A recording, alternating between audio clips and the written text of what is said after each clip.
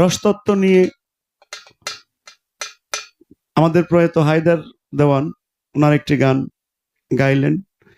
আমি শুধু গানের পিছনে গান নাই, কথার পিছনে কথা নাই, ওই গানে কোনো সুখ সুবিধা নাই, এটাই চির সত্য। তবে প্রত্যেক বাউল যে প্রত্যেক গানই জানে এরকম বিষয় না। তবু যেহেতু জিজ্ঞেস করা হয়েছে এই পঞ্চরস, আজকে কিছু বিষয় আমি ক্লিয়ার করে যাব।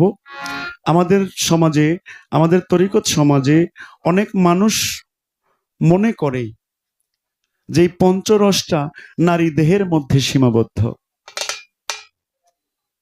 অনুরোধ করে যাব, ভুল ব্যাখ্যায় আমাদের তরিকতের কেহ সর্বনাশ করবেন না।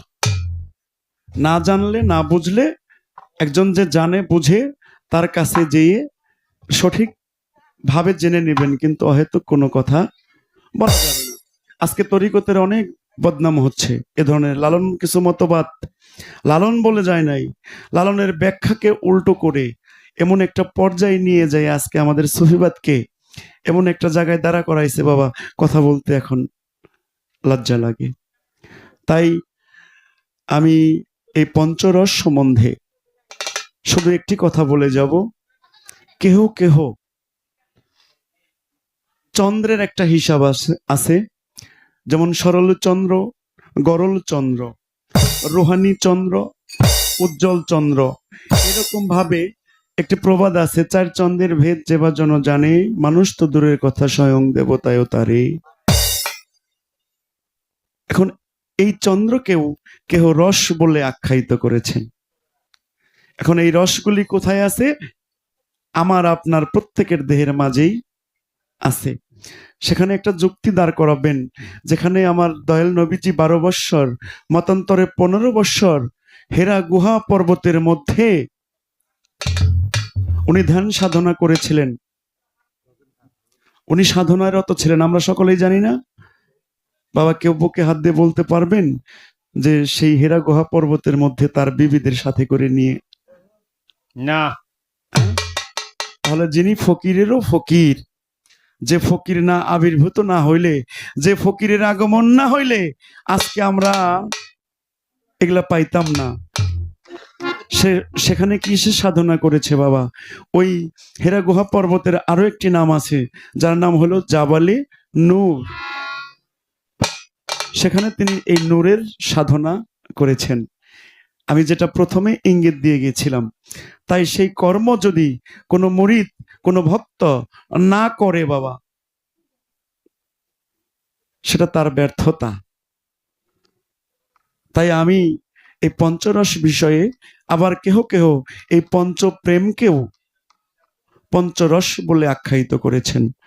সূক্ষ্ম, দাস্য, বাৎসল্য, মধুর, এই প্রেমকেও এই রস হিসাবে আখ্যায়িত করেছেন। যেটা শান্তরস, বাৎসল্য যেটা বন্ধু বান্ধবের সাথে হয়, আর একমাত্র মালিকের সাথে যেটা হয়, ভক্তের সাথে যেটা গুরুর সাথে হয়, যে প্রেমটা, সেটা হলো সূক্ষ্ম প্রেম। এখান থেকে একটা রসের উৎপত্তি হয়।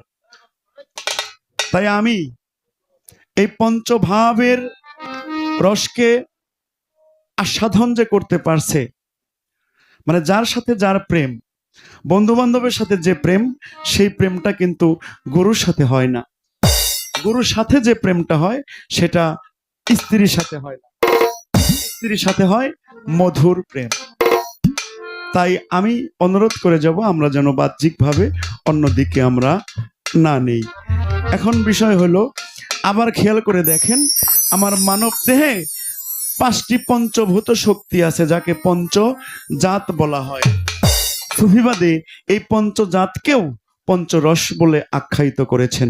তার মধ্যে একটা হলো ক্ষিতি, অব, তেজ, মরুত, ভ্রম, আগুন, পানি, মাটি, বাতাস, নূর। আর এর শাখা আছে, প্রত্যেকটার 5টি করে শাখা আছে, 5টি করে। আগুনের 5টি কর্ম আছে, মাটির 5টি কর্ম আছে, বাতাসের 5টি কর্ম আছে। এগুলা জেনে শুনে যে ব্যক্তি এই রসকে আস্বাদন করতে পারে, সে হয়ে যায় মহামানব। এখন বাবা যদি বলি, কোন পীরে কামেল যদি বলে ভক্তকে, বাবা তুমি মাটির কর্ম কইরো, এর শাব্দিক অর্থ, ভাবার্থ সাধক গান লিখছে, মুর্শিদের আগুনে যেজন পইরা হইছে, ছাই তার দেহ মাটিতে খাবে মাটির এমন সাধ্য নাই। বাবা মাটির সাথে যদি সেই সম্পর্ক না থাকে, আর সেই মাটির কর্ম যদি কেহ না করে থাকে, বাবা তার দেহ গ্রাস করবেই। কিছু ইশারা না দিয়ে গেলে হবে না। সব দরবারে এগুলো পাওয়া যায় না, যেগুলো ফকিরের দরবার, সেই দরবারে অবশ্যই এই কর্মগুলি আছে। তাই এই মাটির কর্ম করতে যাইয়া অনেকে আবার এই যে মাটিকে গোল বানাইয়া, গোল গোল করে বড়ি বানাইয়া ট্যাবলেট হিসাবে খাইয়ে তার আমাশাও হইছে, তার দেহ বাতিল হয়ে গেছে, এরকমও আছে। আর যেটা বাতাস যে ঘরে বাস করে, ইমাম হাসান, একটা ফুটবল দেখবেন, একটা ফুটবল যখন পরিপূর্ণ হাওয়া থাকে ওটাকে লাথি দিলে অনেক দূরে যায়, আর যদি হাওয়া না থাকে লাথি দিলে পায়ে ব্যথা লাগে, বলটাও দূরে যাবে না। তদ্রূপ এই মানব দেহের ভিতরে যে বাতাস প্রবাহিত হচ্ছে, যেখানে আমার এই বাতাসের যদি সংযোগ স্থাপন আমি না করি, আমি না বুঝি, তাহলে আমার হাসানের সাথে সম্পর্ক স্থাপন হলো না। তাই যদি গুরু থেকে থাকে, গুরুর কাছ থেকে এই বিষয়গুলা আপনারা বুঝে নেবেন, জেনে নেবেন। তবে কিছু বিষয় আছে, আরেকটি ভাবধারা আমি বলে যাব, সেটা হইল নবরস, যাকে বলে সকলের উপরের রস যেটা, সেটা হলো নবরস। নব মানে নতুন, রস মানে তরল পদার্থ যেটা। এখন বাবা সূরা বাকারায় আপনারা দেখেছেন, সূরা বাকারা যার শাব্দিক অর্থ কি? গাভী। মুসা নবীর আমলের ঘটনা, ওইখানে মৃত ব্যক্তির গায়ে ওই এমন একটা পশুকে জবাই করে, ওই মৃত গাভীকে, ওই পশুটাকে জবাই করে তার মাংসটা যদি গায়ে লাগানো যায়, সাথে সাথে তাজা হয়ে যায়। সূরা বাকারা পড়ে দেখবেন বাবারে, এই এমন একটা গাভী যার গায়ের রং হলো হলুদ বর্ণ, যার কাঁধে এখনো কোনো লাঙ্গল জোয়াল উঠে নাই, যে গাভী এখন পর্যন্ত শেষ কাজেও ব্যবহার করা হয় নাই। এখন বাবা সকল রসের উৎপত্তি যে রসটা নবরস, আর এখন তার গায়ের রং হটা হবে হলুদ, আর এই হলুদ বর্ণের গাভী বা পশু এ পৃথিবীতে কোথাও খুঁজে পাওয়া যাবে না। তাহলে কোরআন কি মিথ্যা? কখনোই কোরআন মিথ্যা না। যখন যৌবনে পদার্পণ করে একটা যুবক বা যুবতী, একটা শিশু, ও যখন সবেমাত্র যৌবনে আসে, তখন ওর ভিতরে একটা রসের উৎপত্তি হয়, যেটা হলো নবরস। আর এই অবস্থায় যদি একজন মুর্শিদের কাছে নিয়ে ওকে দেওয়া যায়, তাহলে ওর রসটা পরিপূর্ণ। মুর্শিদই বলে দিবে, বাবা তুমি এইভাবে চইলো, ওর রসটা আর কখনো নির্গত হবে, আর হইলেও সেটা গুরুর পরামর্শে হইতে হবে। গুরুর প্রতি যার ধ্যান আছে, গুরুর প্রতি যার খেয়াল সব সময় আছে। আমি একটা কানে বলেছিলাম, মুর্শিদ রূপ যার ভিতরে, তারে কি আর জমে ছুঁইতে পারে। এই অবস্থায় যদি কোনো ব্যক্তিকে, এই জন্য বাউল গানটা শুনতে হয় বাবা, পোলাপানদের সাথে করে নিয়ে এসে বাউল গান শুনতে হয়, যে আমি জীবনে যদি কিছু নাও করে যাইতে পারি, আমার সন্তান যদি এই বাউল গান শুনে, বয়েতির একটা কথা শুনে, একটা গুরু রহস্য কথা শুনে, যদি একজন মানুষের কাছে যাইয়া আত্মহতি দেয়, তাহলেও আমার জন্মটা সার্থক হবে। তাই একটি গান,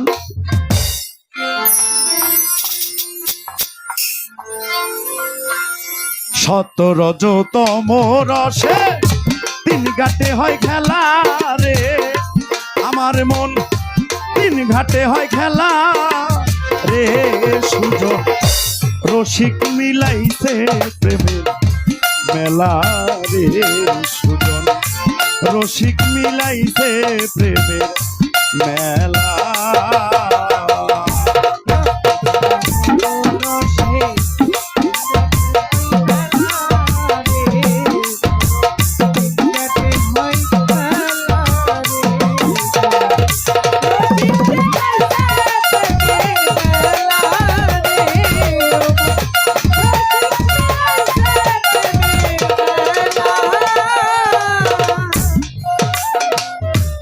হাস্যরস, একটা অদ্ভুত রস, একটা বীর রস, একটা করুণ রস, একটা রুদ্র রস, আর একটা ভয়ানক রস, আর একটা হলো বিবতস রস।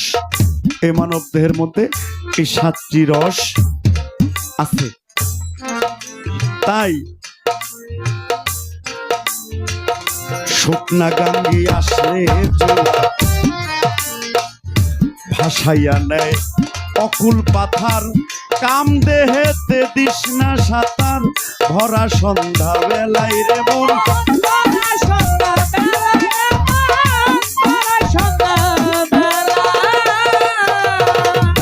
কাম দেহেতে খুলবে না তোর প্রেমের ঘরের তালা।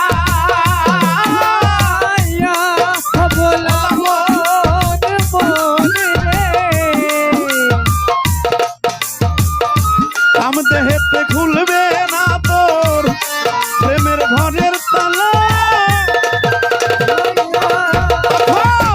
দিলে সাঁতার পাই না কিনা, ওরে তখন দিলে সাঁতার পাই না কিনা, ঘটে মরণ জ্বালা রে শুধু রসিক মিলাইছে প্রেমে মেলা রে সুজন, রসিক মিলাইছে প্রেমের মেলা।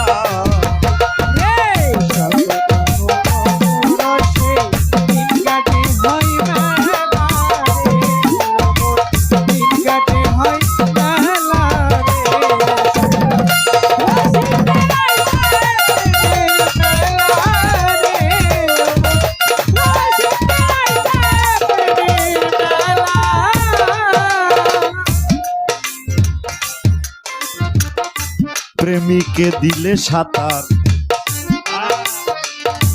অনায়াসে পাইছে কিনার, নবরস পঞ্চ আকার, কৃষ্ণ বরণ কালারে বন।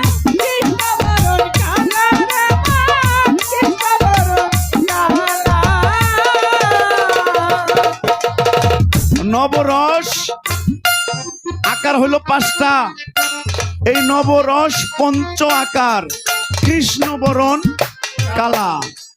একটা গান বলছে, ঝরা ফুলে হয় না পূজা, ঝরার আগে তুলিতে হয়।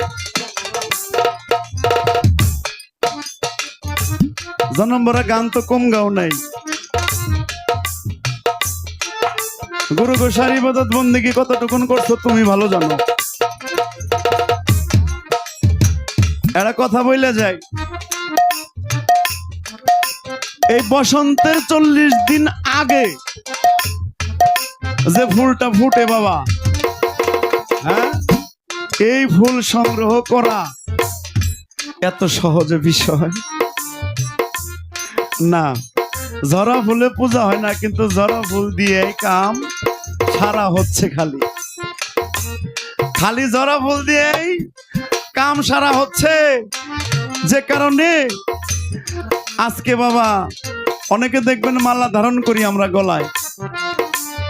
এই যে আমাদের সভাপতি সাহেবের গলায় মালা, আমার গলায়ও মালা, মালার অভাব নাই। এখানে একটা অন্তর্নিহিত কারণ রয়ে গেছে, দেখবেন খেয়াল করে।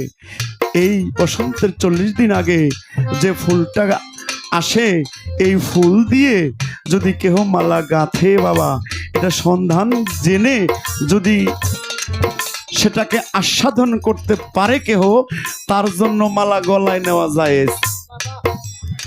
আর যদি এই কর্ম কেহ না কইরা মালা দেয়, ওর কপালেও ঠাড়া পড়বো, আর যে নিচে ওর কপালেও ঠাড়া। পঞ্চপ্রেম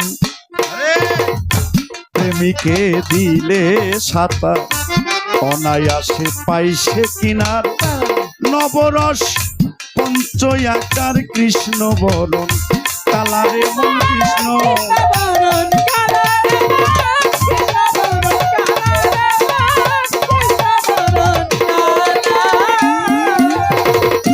তিন ঘাটে 3 দেবী খারা, হাতে নিয়ে মালা, ভোলা বলি রে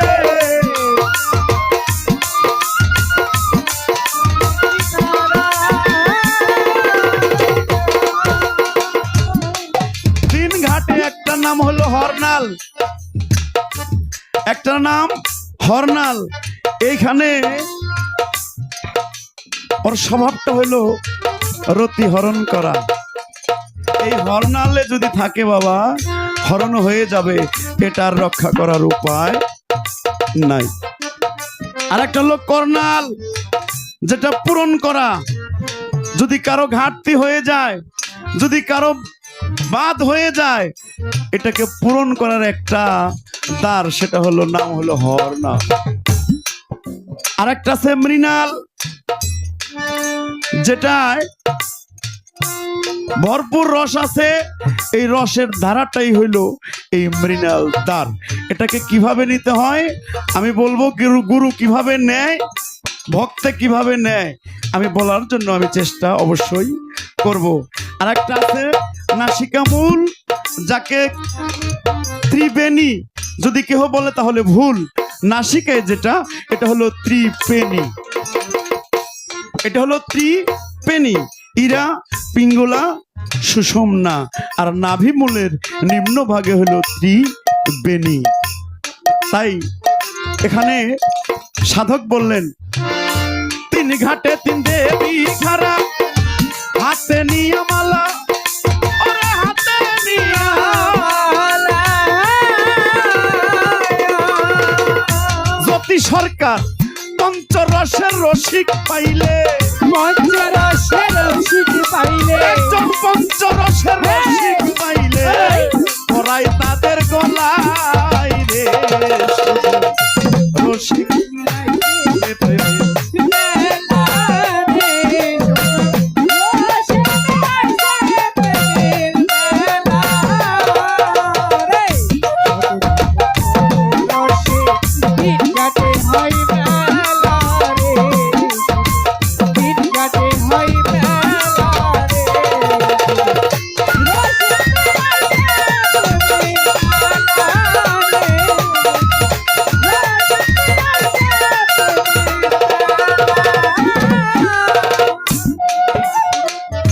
সূক্ষ্ম প্রেম রসে ভরা, অরসিক খাইস না তোরা, অকালে যাবি মারা, হইয়া তালা রে মন।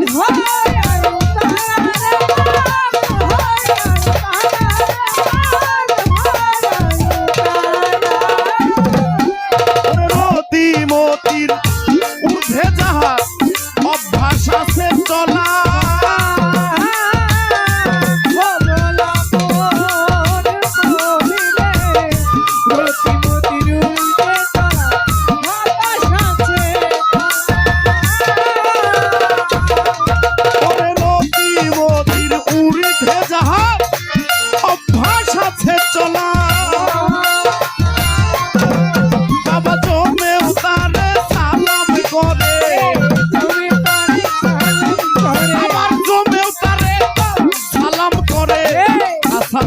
তিন বেলায় রে রসিক মিলাই।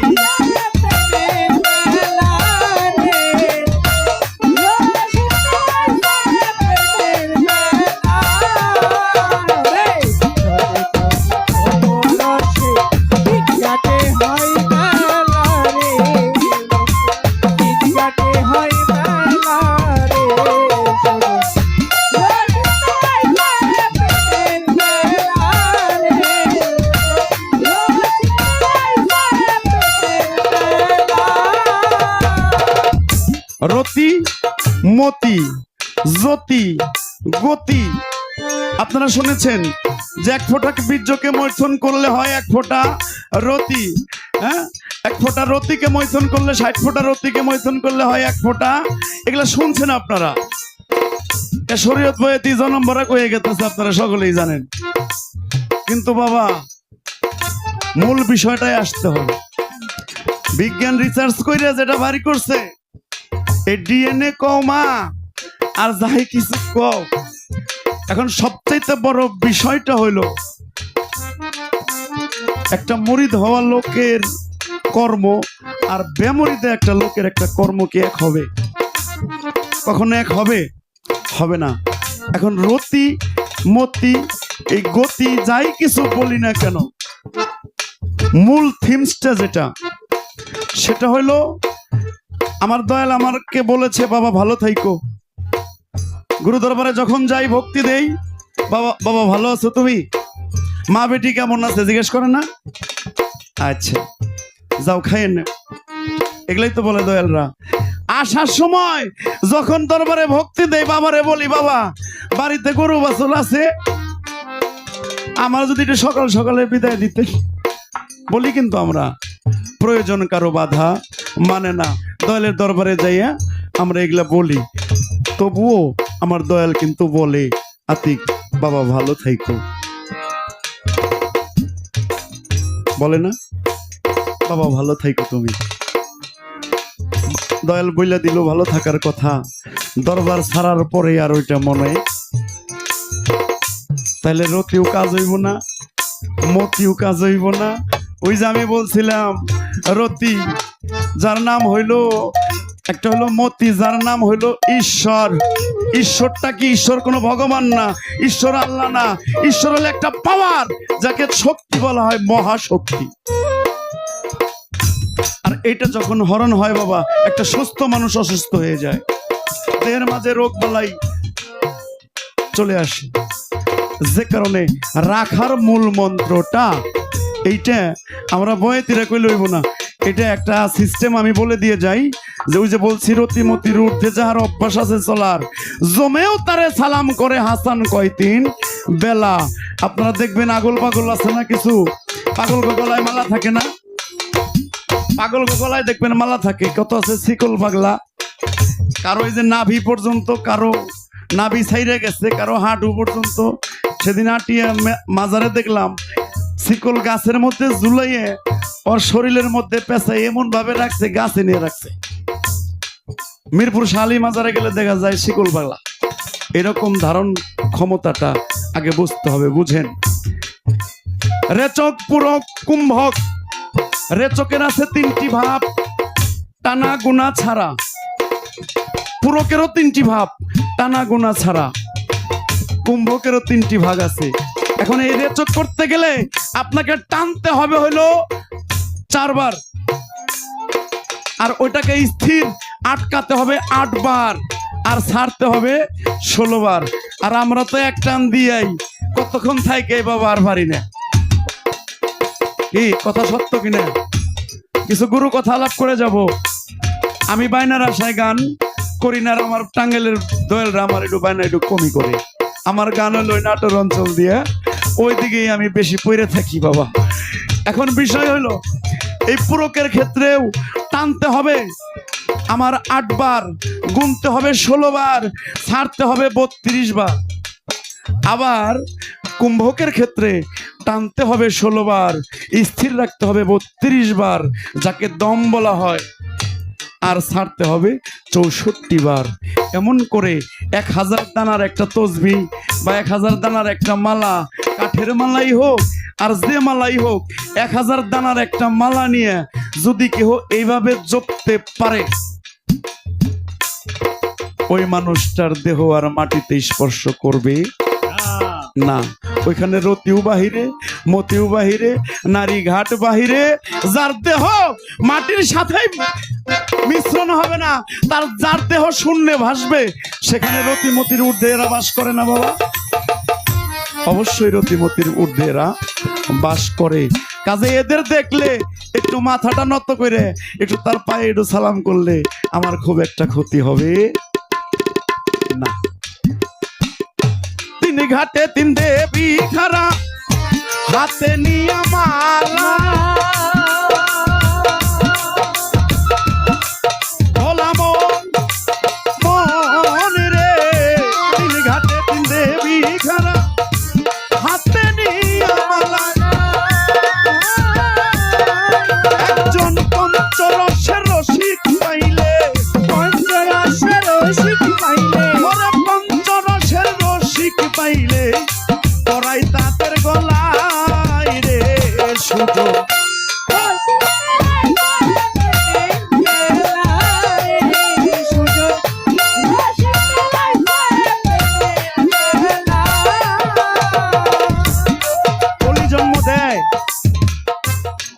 জন্মের একটা কথা হইছে, এই যে চন্দ্রের হিসাব আজ থেকে 10 বছর পরে হইলেও জ্যোতি সরকার মানতে বাধ্য হবে। এই চন্দ্রের হিসাবটা যদি কোনো ব্যক্তি জানে, আর এই চন্দ্রের হিসাব যাই না যদি কোনো জন্ম দেয়, কারণ এই চন্দ্রটা কখন কোন জায়গায় কখন কোন অবস্থায় থাকে এইটা যাই না যদি একবার যায়, এই চন্দ্র যখন হাঁটুতে থাকবো বাবা তখন ওটা ন্যাং রইব। আর এই চন্দ্র যখন চোখে থাকবো ও অন্ধ হয়ে জন্ম নেবে, মুখে যখন থাকবে ওই অবস্থায় যদি যায় বোবা হয়ে আসবে। কাজেই আর এইটা যখন এখানে থাকবে বাবা, ওখান থেকে একজন অলি জন্ম হয়ে আসবে। কাজে এখানে একটা চন্দ্রের একটা হিসাব আছে। আর এক কথা, দরবেশজি লালন শাহ তার একটা গানের মধ্যে, পুরো গানটা আমি গাবো না, শুধু একটি কলি আমি বলবো। স্রোতে গাঢালান দিও না, রাগে বেয়ে যাও যা,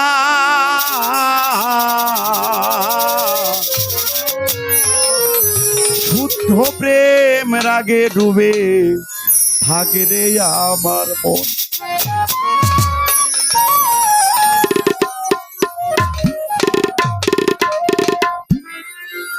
নিভায়ে মদন জ্বালা ওহি মুন্ডে করকে খেলা, নিভায়ে মদন জ্বালা ওহি মুন্ডে করকে খেলা, উভয় নিহার ঊর্ধ্ব তলায়, উভয় নিহার ঊর্ধ্ব তলায়, তখন প্রেমেরই লক্ষ্য শুদ্ধ প্রেম রাগে ডুবে থাকি রে আমার মন। রাগ শুদ্ধ প্রেম রাগে ডুবে থাকরে আমার মন, নিভাই মদন জ্বালা ওহি মুন্ডে করগে খেলা। তাসবের ভাষায় জেনে নেবেন ওহি মুন্ড কাকে বলা হয়, আমি প্রকাশ করব না। এখানে খেলা করার কথা বলা হয়েছে, উভয়ের নিহার ঊর্ধ্ব তলায়। এই উভয় বলতে কে? আমি আর সে, আমি আর আমার সহ ধর্মিনী। এখানে বউ হইলে ডাইরেক্ট শেষ, এখানে স্ত্রী হইলেও ডাইরেক্ট শেষ, এখানে থাকতে হবে সহ ধর্মিনী। এই জন্যই দাদা ওস্তাদ রশিদ সরকার একটা গান গাইছে, বিয়া করলে বউ পাওয়া যায় না,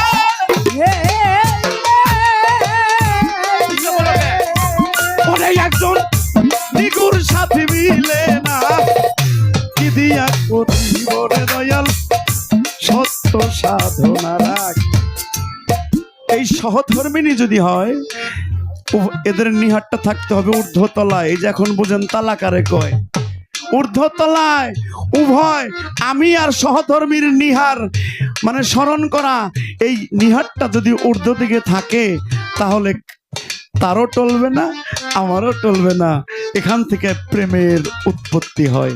একজন টলল আর একজন অটল রইল, এখান থেকে প্রেম কখনোই উদিত হবে না। ডাইরেক্ট লালন সারবাণী, এটা আমার কোনো বানোয়াট কথা না। তাইলে বাবা সাধক যদি থাকে, একজন সাধিকা আছে না, নারী গো মুড়ি দরকার কি?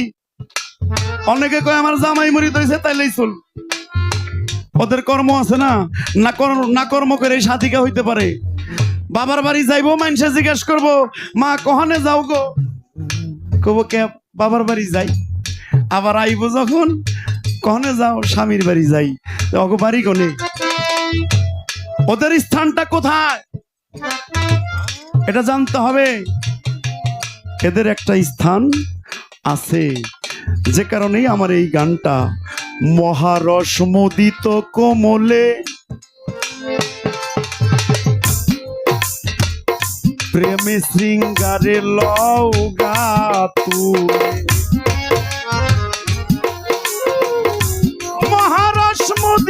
কমলে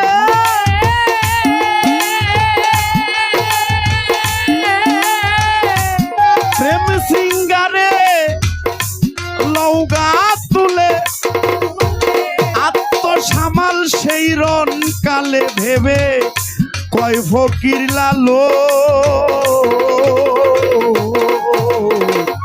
শুদ্ধ প্রেমের আগে ডুবে থাকি রে আমার মন। দেখেন এই যে একটা হলো খালের পানি, পুকুরের পানি, ওই পানিটা আবার কোথায় একটু বড় আকার করলে খালে যায়, খালের পানি, তারপরে কি বিলের পানি, হ্যাঁ এরকম নদীর পানি, তারপরে যায় সাগরে, সাগরের পানি, তারপরে একটা আছে সেটা হলো সমুদ্র, তারপরে আর একটা আছে হলো মহা সমুদ্র। রস আস্বাদন করা এত সহজ বিষয় না, প্রেমের শৃঙ্গারে তুলে নেওয়ার কথা বলা হয়েছে, আমি ভেঙে বলবো না। প্রেম শৃঙ্গারে, শৃঙ্গারটা কি আগে বুঝতে হবে। রস আস্বাদন করতে চাইলে এই প্রেম ও শৃঙ্গার দ্বারাই সম্ভব, তাছাড়া সম্ভব না। একটা হলো পোলট্রির মাংস, একটা হলো দেশি মুরগির মাংস, একটা খাসির মাংস, একটা গরুর মাংস, আর একটা মহিষের মাংস, পাখির মাংস, কত মাংস। এই ব্যাগ মাংসের বাবা আছে একটা, এটার নাম, যার নাম হলো মহা মাংস। হ্যাঁ এত সহজ বিষয় না যে মহামাংস যেটা ভক্ষণ করলে 6 মাস না 1 বছর 10 বছরের রাস্তাও বইলা দিতে পারবো সামনে তোর কি আছে কহলে, বাক্য সিদ্ধি হয়, এগুলাকে রস বলা হয়। আর এগুলা একমাত্র আমার গুরু কৃপা যদি না হয় বাবা, এটা কোনোদিনও সম্ভব হবে না। অপরাধ মাফ করবেন, সকলের কাছে ক্ষমা চাই। পালা গান হয়তোবা যাব না, আমার বোনের কাছেও ক্ষমা চাই যদি কোনো প্রকার আমার ভাষায় কথায় যদি ভুল হয়ে যায়, যেহেতু আমাদের বোন আবার আমাদের অতিথি, আমাদের মেহমান। কি কইছে আবার বেজাল বাজাও কে, তারপরে খোসা যেহেতু টাইম কি আছে, এই দয়াল দয়াল দয়াল দয়াল দয়াল যায় না, আর যদি যান তাহলে আমাকে নিয়ে যান। আমার যাক সেক্ষেত্রে আমি যাব না, একটি গান হয়তো গাওয়া লাগবো, আমাকে বলা হয়েছে আপনি শেষ দিবেন, তাই আমি চেষ্টা করব একটু এগিয়ে ধরছি 12 ধরবি।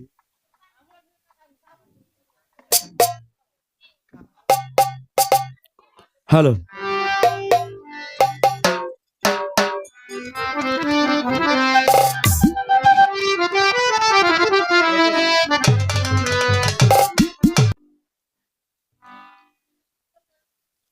জ্যোতি সরকারের একটি কথা বলেছে মা বাবাকে নিয়ে। আসলে যত গানই করি না কেন, যত তত্ত্ব আলাপ আলোচনা না করি, টাঙ্গাইল মানিকগঞ্জ এখানে যদি ভাবের রাজ্যে না যাওয়া যায় তাকে শিল্পী হিসেবে গণ্য করা হয় না। সেদিন গাজীপুরের পরে কাপাসিয়া প্রোগ্রাম, প্রথম থেকেই 2 ঘন্টা শুধু নাচানাচি করাইতে হয়েছে। ওইখানে যদি কেউ না নাচাইতে পারে সে শিল্পী না।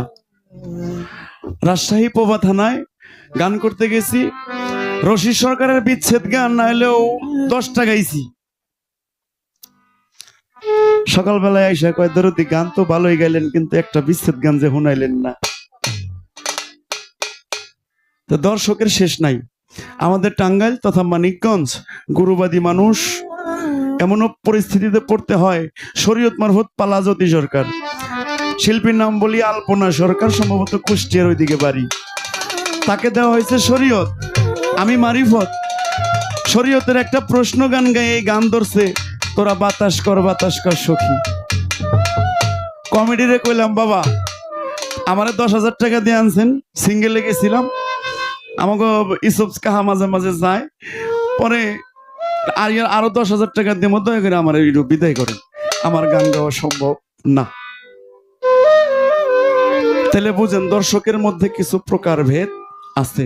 এখন আমরা যদি আজ মানিকগঞ্জের একটু হিংসুকটে আর কি, এগো হলো মানিকগঞ্জের রতন ভাবি আমরা, ঠিক আছে, মানিকগঞ্জে এগো মাথায় রাখি, আমার দয়ালের দরবার মানিকগঞ্জ, সেই হিসাবে এরাও আমাদের দয়াল। কিন্তু একটু হিংসুটা কোথায় জানেন, এরা ইচ্ছা করে একটা টাঙ্গাইলের শিল্পী বায়না করে না। আর আমরা টাঙ্গাইলের শিল্পীরা, টাঙ্গাইলের তরিকতের মানুষরা, আমরা মানিকগঞ্জের শিল্পীদের যেভাবে মাথায় করে রাখি, আর মানিকগঞ্জ একটা দরবারে 7 দিন 15 দিন যে পাঠই মরিচের দরবার শরীফগুলা, বড় বড় দরবার শরীফ পাঠায়েন টাঙ্গাইলের শিল্পীদের অমনি। এটা ছোট করার জন্য না, এর কারণ কি, যে কারণে আমার একটু ক্ষোভ তাদের প্রতি। কেমন ক্ষোভ, আবার ওই যে দেখলেই তোরে দেখলেই লাগে ভালো রে, গুরু দেশের মানুষ তো কিছু বলারও থাকে না আমাদের। তাই আমি আমার একটি গান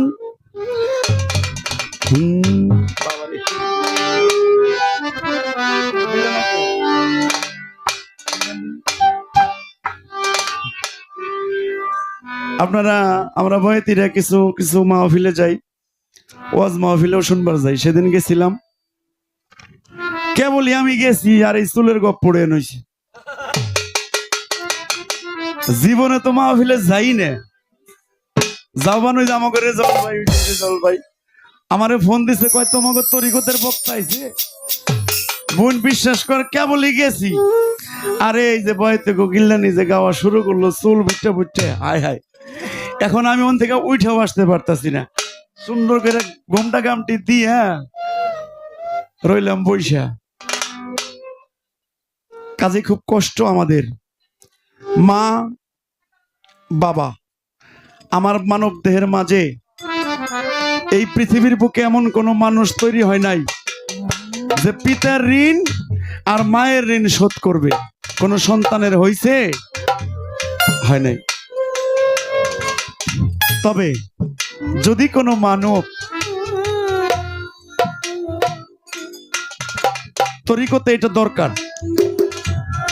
আমার মানব দেহের মাঝে 4টি বাবার অংশ আছে,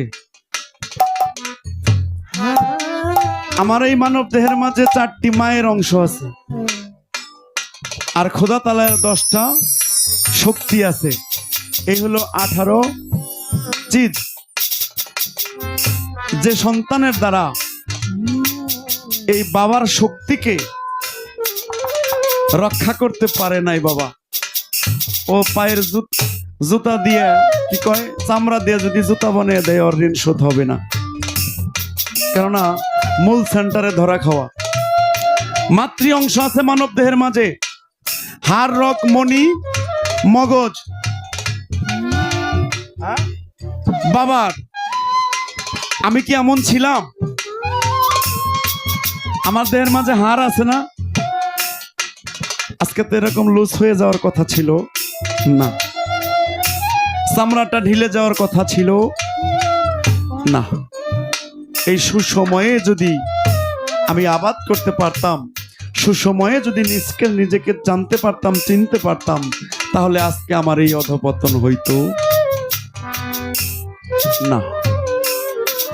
তাই এই মাতৃঋণ পিতৃঋণ শোধ করতে চাইলে একমাত্র এই নিজেকে যদি কোনো ব্যক্তি, এই যে গোস্ত বস্তু লোহ চাম, হাড়, রক, মণি, মগজ, এগুলার যদি কেহ সংরক্ষণ করতে পারে, তার দ্বারা কিছুটা হলেও মাতৃঋণ এবং পিতৃঋণ শোধ। এছাড়া কোনো ওষুধ নাই। তো মাওলানারা ওয়াজ করে, আমরা ওইটা ওয়াজ করি। এক পাশে কে কথা বলে? একজন মেয়ে মানুষ, ওনার কণ্ঠটা এখানে আসতেছে, দয়া করে একটু থামিয়ে দেন। যে তরিকতের মাহফিল, তরিকতের মাহফিলের মধ্যে আমরা বিচার বাউল গানের মধ্যে গুরু কথা ব্যতি রেখে যখনই অন্য কোনো প্রসঙ্গ বাউল গানে ঢুকাই, তখন আর সেটাকে বাউল গান বলা যায় না। যে কারণে একটু কথা বলতে হয়, কথা বললে কয় ওই যে বয়েতে বেশি পেশাল পারে। তাই ওয়াজ শুনবার গেছিলাম, আল্লাহ জানি আর জীবনেও আমার না নেই। ঠিক আছে, আমি ওটা ওই দিন তবা করে থুয়েছি, আমি আর কোনদিনও যাবো না।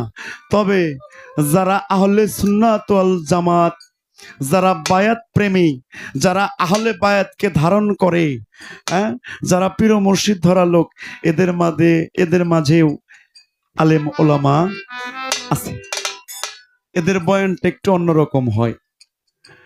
ডাইনে আল্লাহ বামে নবী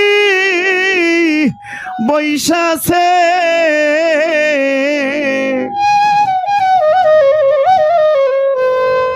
উম্মতি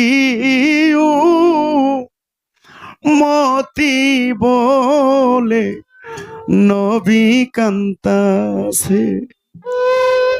উম্মতি মতি ও মতি বলে নবী কান্দেছে। নবীর দরুদ শুই না যাহার হৃদয় কান্দে না, আমার নবীজি কয় সে তো আমার উম্মত না। নবীজি কয় সে তো আমার উম্মত না। নবীর দরুদ পররে মন সকলে, সাফায়াত করিবেন নবী হাসরে। সাফায়াত করিবেন নবী হাসরে।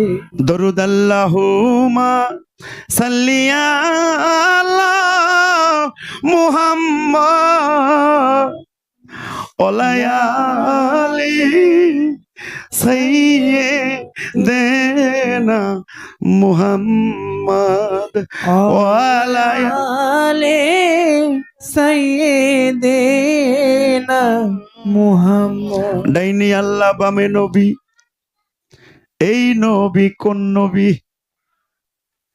এই নবী যার যার মা নবী। আমার মা তার সন্তানের জন্য কান্দে, মাওলা রে একটি বেটা দে রে মাওলা, একটি বেটা দে। কামাই খাইবার স্বাদ নাই, মরলে মাটি দিব কে? আমার মাওলাই বলে, ও আমার বান্দা বান্দিরে, আমি কোন ঋণগ্রস্ত ইবাদতকারীর বন্দেগী পছন্দ করি না। আমরা ঋণী কার কাছে ঋণী? টাকা পয়সা ঋণী, ধন দৌলত ঋণী। এই ঋণ কোন ঋণ না, মূলত ঋণী আমার মায়ের কাছে, যে 10 মাস 10 দিন গর্ভে ধারণ করেছে। কত অসুখ হইলে ডাক্তারখানায় নিয়ে গিয়েছে, মসজিদে মানত করেছে, মাজারে মানত করেছে, আর বলেছে মাওলা রে তুমি আমার সন্তানকে ভালো করে দাও, ও প্রভু তুমি আমার সন্তানকে ভালো করে দাও। যে মা বাবা এত কষ্ট করে আমাদেরকে লালন পালন করলেন, এই আলাপের মধ্যে যদি তোরা না বাজাস তখন নিয়ে আইসি কি লেগে কদি বাড়িকে ঘুমাইগা। এত কষ্ট করে লালন পালন করে আমাদেরকে বড় করলেন বাবা, আজকে আমরা সেই মা বাবার কথা আমাদের মনে পড়ে না। কত গুয়ে মুতে কষ্ট করে ভেজা কাপড়ে ভিজে শিশুর মতো আমি ছিলাম শিশু, আমাকে কোনো অভাব সে বুঝতে দেয় নাই। আজকে ঘরে মা এবং বাবা ঘরে অসুস্থ বৃদ্ধ অবস্থায় পড়ে আছে, আজকে কি সে শিশু হয়ে যায় নাই? আজকে তো সে শিশুর মতো সে চলতে পারে না, সে কথা বলতে পারে না। আমার কি দায়িত্ব না একটু তার সেবা করি? সারা রাত গুরু কথা বললাম বাবা, এই জায়গায় যদি কেহ ধরা খাইয়ে থাকি তার দ্বারা গুরু বচন হবে না। আমার ওস্তাদ জালাল সরকার একটা কথা বলেছে, যার দ্বারা মা বাবার ভজন নাই তার দ্বারা কোনোদিন গুরু ভজন আশা করা যাবে না, আর যার দ্বারা গুরু ভজন নাই তার দ্বারা কোনোদিনও আল্লাহ রাসূলের দেখা পাওয়া সম্ভব না। তাই বাবা অনুরোধ করে যাব, যদি মা বাবা ঘরে বেঁচে থাকে সন্তান হিসেবে, বেশি না কালকে যদি একটু সকালবেলায় যাইয়া সেই মা বাবার সামনে যাইয়া, মার সামনে যাইয়া দাঁড়াইয়া যদি একটু বলি মা আমি তো শত জন্মের অপরাধী, ও মা তুমি আমাকে ক্ষমা করে দাও মা, দেখবেন ওই মায়ের সুদৃষ্টিরা সন্তানের পৃষ্ঠদেশে চলে যাবে। আমার নবী বলেন আমি পৃথিবীতে দুটি কর্ম আমি করে আসতে পারি নাই, আমি আমার মায়ের ভজন করতে পারি নাই, আমি আমার পিতার খেদমত করতে পারি নাই। তাই এই পৃথিবীর বুকে আমার উম্মতগণ যদি মা বাবার ভজন করে আসে, আমি নবী তাদেরকে ব্যতি রেখে কখনোই জান্নাতে প্রবেশ করব না। আর যাদের মা বাবা দুনিয়া থেকে চলে গেছে বাবা, তাদের তো পোড়া কপাল, হারাইলে যে কেমন লাগে একমাত্র যার গৃহ থেকে মা বাবা চলে গেছে সেই ব্যথাটা বুঝে বাবা। যার হারায় নাই সে কোনোদিন উপলব্ধি করতে পারে না। তাই এখানে দাঁড়িয়ে সেই চিরচেনা আমার ওস্তাদের পরিচিত একটি গান আপনাদের মাঝে আমি তুলে ধরব। কেউ রইল না রে এই দুঃখিনী দরদি, আর কেউ রইল না রে আমার, কেউ রইল না রে এই দুঃখিনীর দরদি, আর কেউ রইল না রে। ওরে আমি দুঃখে বইরা সেটা ধরি সেডাল আমি ভাঙ্গা ও ওরে আমি দুঃখে কইরা যেই ডাল ধরি সে ডাল আমি ভাঙ্গা পড়ি। আমার কেউ রইল না রে এই দুঃখিনীর দরদি, আর কেউ রইল না আরে আমার কেউ রইলো না রে এই দুঃখিনীর দরদি, আর কেউ রইলো না রে আমার কেউ রইলো না রে এই দুঃখিনীর দরদি, আর কেউ এই রইলো চালিয়ে না যাও। রে। ওরে আমার মাতা মইল পিতারে মইল, ওরে আবেদ ভাই আমার জোরের ভাই সারিয়া গেল রে। ওরে আমার মাতা মইল পিতারে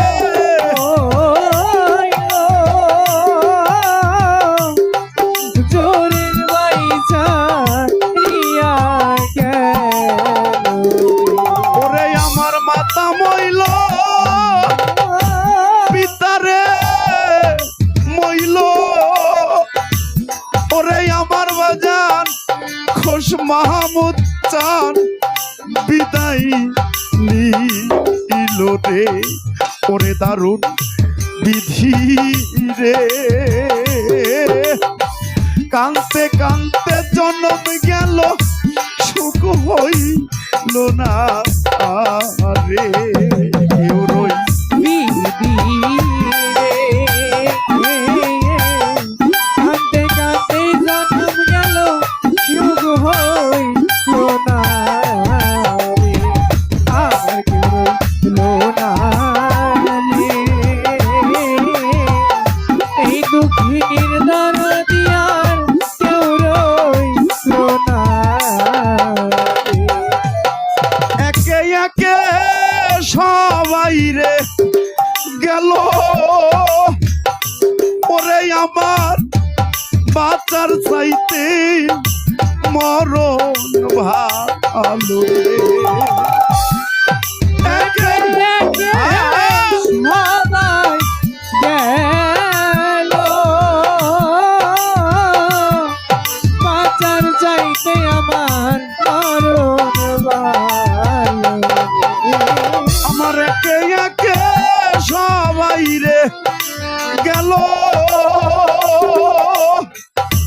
ওরে আমার মাহমুদ চাঁদ হৃদয় নীল জালালের জালারে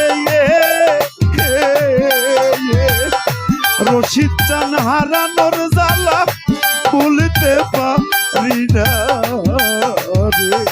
জালা রে জালা রে রশিদ চান মনে জালা সইতে পারে না জালাই আমার জুরাই না আমার জালা জুরাই না রে। জালা জুরাই না ওরে জালা জুরাই না জালা জুরাই না ওরে জালা জুরাই না নাই রে মাতা নাই রে পিতাই আমার নাই রে জুরে ভাই রে আমার জালা জুরাই না ওরে জালা জুরাই না জালা জুরাই না ওরে জালা জুরাই না কার মুখ দেখা প্রাণ জুরাবরে আমার জালা জুরাই না ওরে জালা জুরাই না জুরাই না ওরে জালা জুরাই না জন্মের তিম কই রাখস মাহমুদ চা কই রইল লু কাইয়া রে আমার জালা জুরাই না ওরে জালা জুরাই না জালা জুরাই না ওরে জালা জুরাই বাবা ডাকের কাঙ্গাল যারা বলে এতিম গেছে আজ হইয়া রে আমার জালা জুরাই না ওরে জালা জুরাই না জালা জুরাই না ওরে জালা জুরাই না মা ডাক বড় মধুর ডাক রে আবেদ ভাই ওজার মা দুঃখিনী নাই রে আমার জালা জুরাই না ওরে জালা জুরাই না জালা জুরাই না ওরে জালা জুরাই না নুরুকে হারা হইয়া রে শফিক ভাই আজ কান্দে যার যার হইয়া রে আমার জালা জুরাই না ওরে জালা জুরাই না আমার জালা জুরাই না আমার জালা জুরাই না পাগল একটা বাপ থাকিলে রে ঘরে তারে ডাকতাম বাবা বইলা রে আমার জালা জুরাই না ওরে জালা জুরাই না পাগল একটা মাথা কিলের ঘরে তারে ডাকতাম মাবো লিয়া রে আমার জালা জুরাই না ওরে জালা জুরাই না এ জালা জুরাই না ওরে জালা জুরাই না মা ডাক বড় মধুর ডাক রে ওজান মা দুঃখিনী নাই রে আমার জালা জুরাই না ওরে জালা জুরাই না এ জালা জুরাই